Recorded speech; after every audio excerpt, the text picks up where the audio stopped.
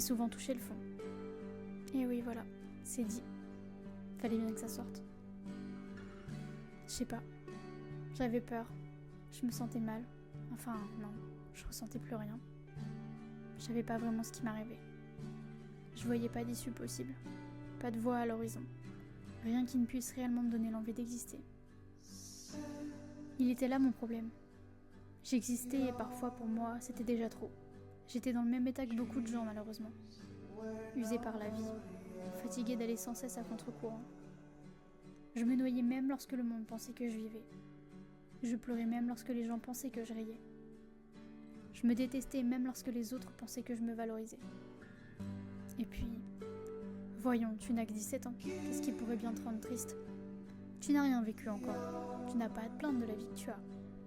Ah, s'ils savaient, mais ils ignorent toute la réalité, de ma réalité, de notre réalité. Qui pouvait donc juger ma peine, ma solitude et mes tourments ?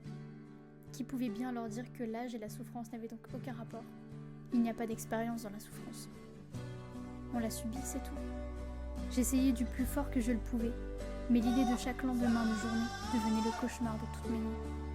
Je suffoquais à l'idée de devoir vivre à nouveau une journée à celle qui l'a précédée. Je voulais que tout s'arrête, que le monde s'arrête. Ne plus entendre un son, ne plus voir le soleil se coucher, ne plus avoir à penser. Je coulais et je ne voulais plus être sauvée.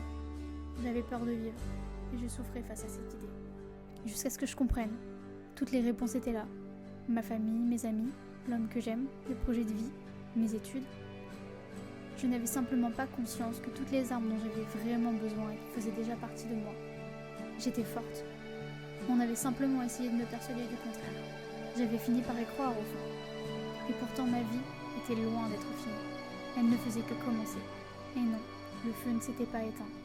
J'avais l'impression de respirer à nouveau, de sortir le nez de l'eau, d'être celle que j'aspirais à devenir.